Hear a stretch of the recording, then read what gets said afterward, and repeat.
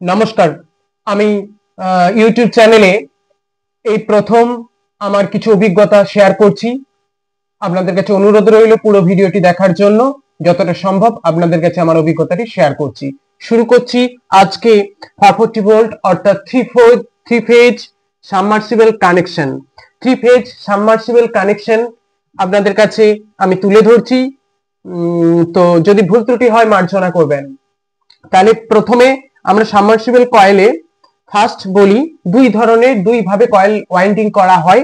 একটা হয় box coil আর একটা হয় চেইন কয়েল।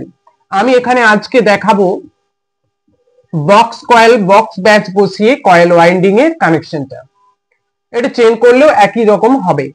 আর এখানে আমরা এই থ্রি ফেজ সাবমার্সিবলে দুই ধরনের কানেকশন হয়ে থাকে। একটা হয় স্টার আর একটা হয় ডেল্টা। স্টার और ডেল্টা কানেকশন হয়। স্টার কানেকশন, ডেল্টা কানেকশন দুটো দুভাবে ব্যবহার করা হয়। একটা মোটর কয়েলের ভেতরে আমরা শর্ট করে কানেকশন করি, অনেক সময় ডবল কেবল করি। স্টার ডেল্টা স্টার্টার দিয়ে আমরা star and delta connection input করি। তো আমরা ফার্স্ট ব্যাচ কে আমরা এ দিয়ে সিম্বল দিয়েছি, A1 और A2। সেকেন্ড কয়েল কে ধরেছি B1 और B2।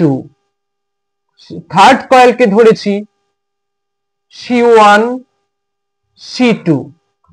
তাহলে আমরা এটা পেয়ে গেছি। স্টার কানেকশনের ক্ষেত্রে কি হবে? এখানে আমরা কি পাবো না, স্টার কানেকশনে হবে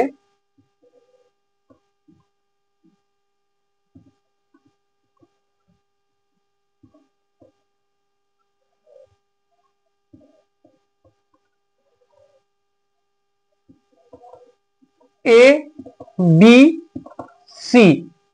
আমরা এখানে যোগ করে দেব A1 B1 C1। তাহলে A2 রয়েছে, B2 রয়েছে, C2 রয়েছে। এগুলোতে হচ্ছে আমার লাইন ভোল্টেজ ইনপুট হবে, অর্থাৎ রেড, ইয়েলো, ব্লু। তাহলে আমি এটা স্টার কানেকশন দেখিয়ে দিলাম। এবারে ডেল্টা কানেকশনে কি হবে?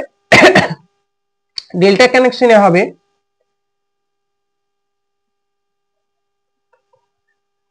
A1 B2 B1 C2 C1 A2। অর্থাৎ এইটা যে আমরা দেখতে পাচ্ছি A1 A2, ওকে, আর এইটা যে দেখতে পাচ্ছি B1 B2, এইটা যে দেখতে পাচ্ছি C1 C2। তাহলে ইকুয়াল টু আমরা কি কি পেলাম ডেল্টা কানেকশনের ক্ষেত্রে? A1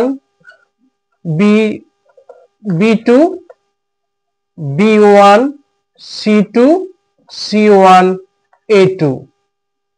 ওকে, এইগুলোতে সব লাইন ভোল্টেজ ইনপুট হবে, রেড, ইয়েলো, ব্লু। তাহলে আমরা স্টার আর ডেল্টা সংক্ষেপে আলোচনা করলাম। ধন্যবাদ পুরো ভিডিওটি দেখার জন্য। যদি ভালো লেগে থাকে তাহলে প্লিজ সাবস্ক্রাইব করবেন, লাইক করবেন, কমেন্ট করবেন।